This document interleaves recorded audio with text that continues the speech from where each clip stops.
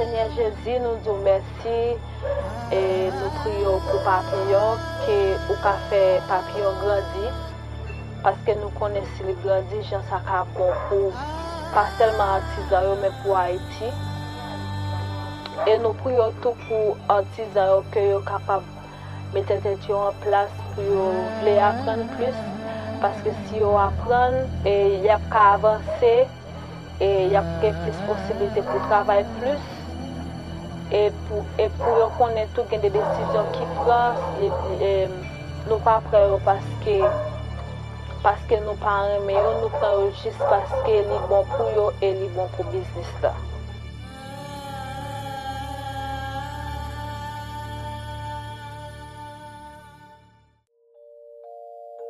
So papillon is the French word for butterfly, and we chose that just because there's such a theme running through our whole business of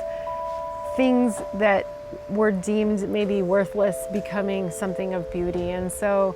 as the caterpillar maybe is just seen as a worm becomes a butterfly, so we take recycled trash and we turn it into something beautiful. And I feel like that's sort of the story of each of our lives in that we are working with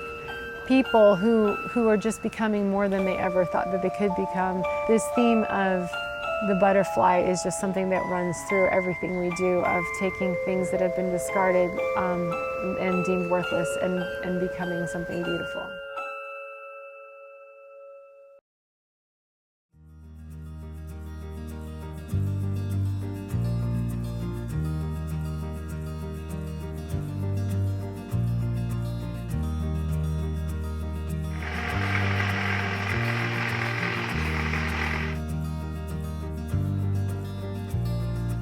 So, it's said in Haiti that for every person who's employed, there's 10 people who they're supporting. And so when we have one employee and we think that there might be 10 people who are eating well and who are able to sleep at night with shelter over their heads, like, it makes me really excited for every single person we have employed.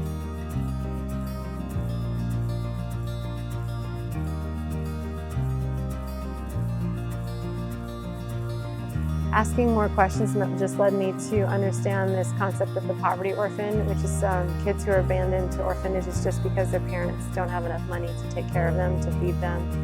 The thought occurred to me that if these women would be able to have jobs and take care of their kids, then it wouldn't be necessary for them to abandon them to orphanages. So we mostly work with in the wholesale model. So we wholesale our artisan goods to other companies, and we have recently opened a store in the United States. We have a boutique here in Haiti that gets a lot of traffic and a lot of attention on TripAdvisor and things like that. But we just opened up a store in Olympia, Washington, and we're looking at possibly opening up more stores so that we can have that direct presence with the consumer so that we can tell the story well. And I think it's really important when we're working with Haitians to try to identify the resources that they do have, the abilities that they do have, the gifts that they have, and working with those natural things that are available to them in order for them to be able to come out of poverty, as opposed to seeing them in sort of like a light of pity or feeling sorry for.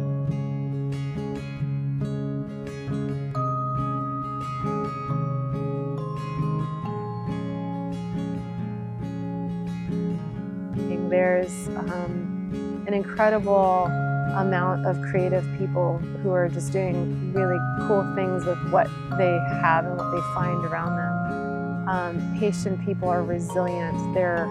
funny, and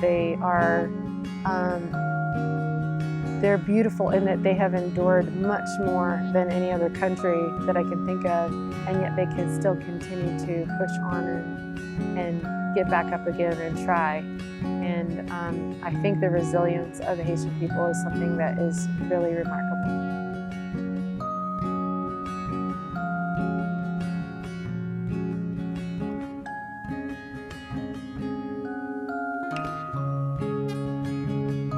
So the goal of Papillon is to empower Haitians in the ability to work and provide for themselves. What we're trying to do is we're trying to think, how are we going to over time be able to fix the problem through creating economy and jobs for people, so that it's a sustainable form of development that helps people in a much longer way, or much longer time frame than it would be if someone just got a bag of rice handed to them or a year's worth of school paid for their kid.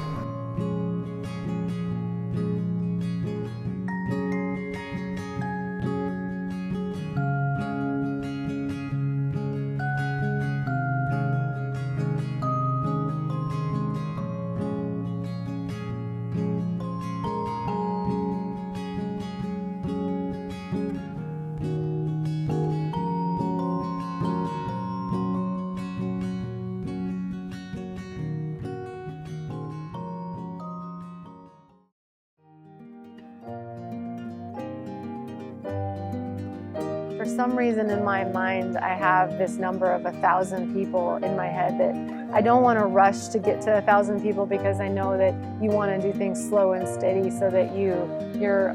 going to be a lasting presence. When I think about being able to employ 1,000 people, I think about 10,000 people who are able to be nourished and flourishing, and I think about 4,000 or 5,000 children who are able to go to school. And I know that no other sort of like ministry I could do could ever take care of 4,000 or 5,000 people, you know, or 10,000 people. And so it's really exciting to think that the work of their hands, that marketing and that doing the things that are,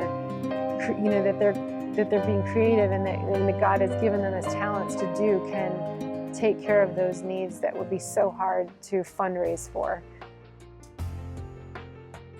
What we hope is that when people come here, that they can see this story of hope, that they can see this story of beauty, that they can see the story of transformation.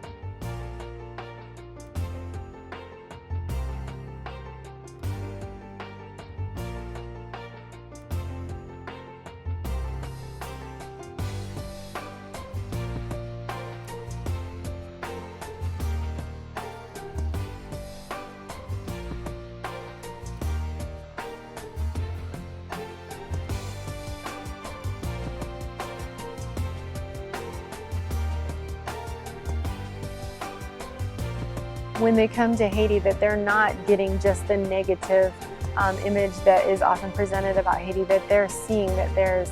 goodness and life and light and hope and happiness and transformation and creativity and all of those good and great things that are coming out of Haiti.